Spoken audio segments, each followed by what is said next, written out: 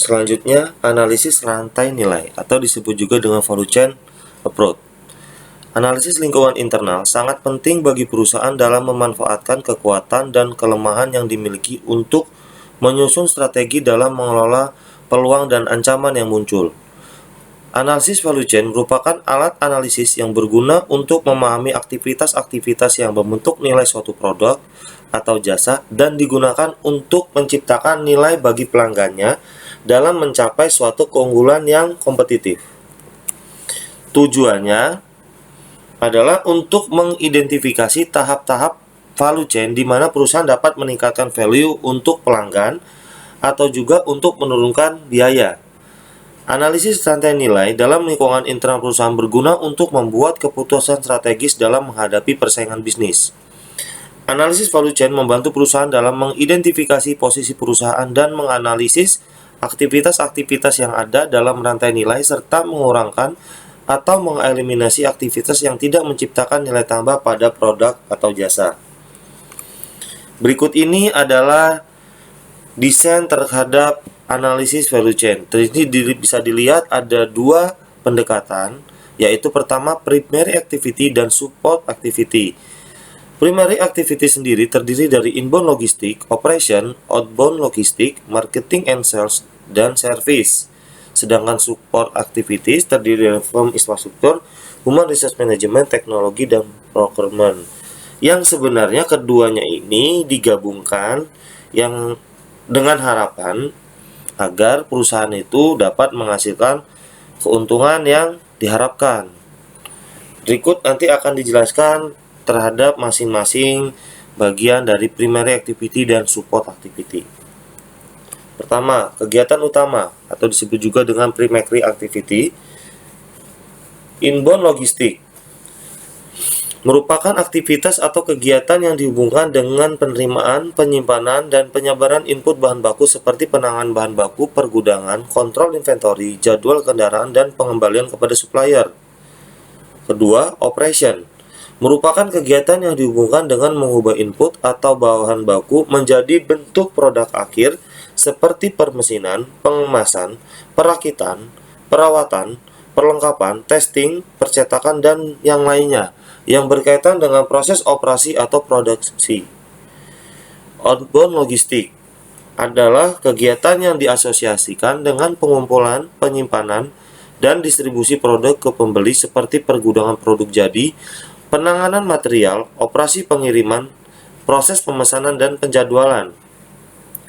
Marketing and sales merupakan kegiatan dalam membujuk atau menarik pembeli untuk membeli seperti pengiklanan, promosi, tenaga penjual, kuota, dan harga.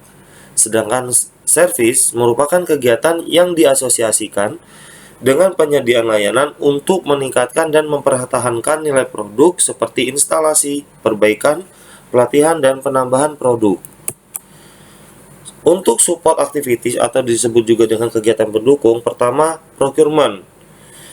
Berkaitan dengan bagaimana bahan baku untuk produk yang diperoleh, ini mengacu pada fungsi pembelian seperti pembelian bahan mentah, persediaan, dan jenis-jenis barang lainnya yang dapat dijadikan aset seperti mesin-mesin, perlengkapan laboratorium, kantor, dan bangunan.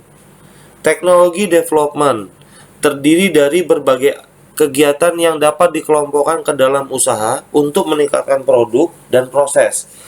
Pengembangan teknologi sangat penting untuk keunggulan kompetitif dalam semua industri.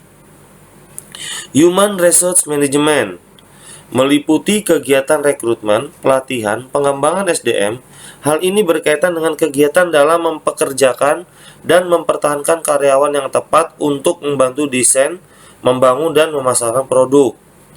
Firm infrastructure merupakan sejumlah aktivitas termasuk pengelolaan umum, perencanaan, keuangan, akuntansi, dan manajemen kualitas. Berikut ini adalah studi kasus terhadap value chain approach pada PT Telkom. Dalam menjalankan aktivitas primer, PT Telkom memperhatikan 3 aspek penting, diantaranya layanan pelanggan, program jaminan tingkat layanan, dan tingkat kepuasan pelanggan. Yang ini semua tergabung dalam fokus kegiatan utama PT Telkom. Pertama, layanan pelanggan. Demi memfasilitasi pelanggan agar dapat mengakses produk dan layanan mereka dengan baik, maka perusahaan menciptakan beberapa layanan nilai tambah yang dibagi dalam beberapa segmen. Di antaranya, 1. Segmen personal. Antara lain adanya Plaza Telkom dan Grapari merupakan sebuah layanan dari pihak Telkom yang diperuntukkan bagi konsumen agar mereka dapat memperoleh informasi dengan mudah. Kontak center merupakan fasilitas call center di mana konsumen dapat menanyakan berbagai informasi layaknya pada Plaza Telkom dan Grapari. Selain itu ada pula web-in, merupakan fasilitas web yang memungkinkan konsumen untuk mengakses produk dan layanan Telkom secara mandiri melalui web My Telkom yang disediakan seperti registrasi tagihan, pengaduan, dan sebagainya. Selain itu juga tadi ada segmen personal, ada pula segmen pelanggan korporat. Merupakan pelompokan pelanggan korporat dalam kategori bisnis, enterprise, wholesale, dan internasional. Pembagian itu dilakukan berdasarkan kontribusi terhadap pendapatan, area geografi pelanggan, serta ragam tipe produk yang ditawarkan. Pembagian kategori pelanggan korporat ditentukan berdasarkan hal-hal sebagai berikut. Pertama, divisi bisnis service untuk pelanggan mikro, small, medium, enterprise, pemerintah, koperasi, dan bank perkreditan rakyat. Ada pula divisi enterprise service untuk BUMN, perusahaan nasional dan multinasional, dan terakhir ada divisi wholesale service. Nah, program jaminan tingkat layanan menjamin terpenuhinya layanan minimum yang harus diterima oleh konsumen berdasarkan produk yang mereka pilih. Jaminan ini dipisahkan menjadi dua kategori, yaitu pelanggan personal dan pelanggan segmen korporat. Untuk pelanggan personal, tersedia bagi pengguna sambungan telepon, fleksi, dan internet. Jaminan yang diberikan merupakan pemasangan, perubahan jenis layanan, penyelesaian gangguan, pemulihan sambungan terisolir, dan keluhan-keluhan. Jika layanan dasar itu tidak terpenuhi, maka pihak Telkom bersedia memberikan kompensasi berupa gratis biaya langganan dalam jangka waktu tertentu.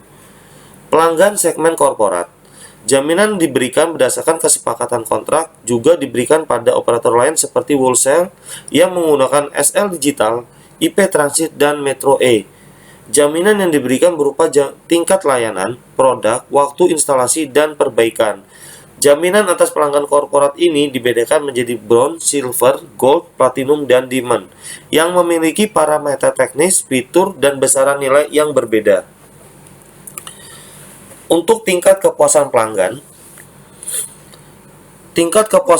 Telkom, yaitu PT Telkom melakukan kerjasama dengan pihak survei independen untuk mengetahui tingkat kepuasan pelanggan atas pelayanan konsumen yang digunakan.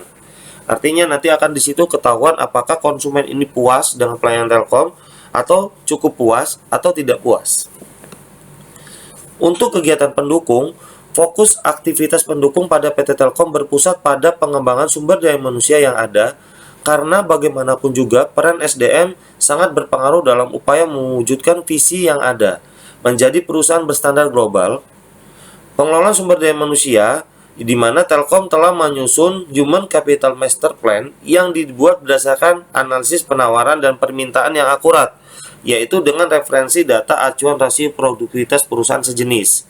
Selain itu, Telkom juga melakukan pengembangan infrastruktur dan jaringan IT agar kualitas jaringan yang disediakan mampu memberikan kualitas yang baik kepada pelanggan. Itu saja presentasi dari kelompok kami. Apabila ada yang ingin ditanyakan, dipersilahkan, dan kami akhiri. Assalamualaikum warahmatullahi wabarakatuh.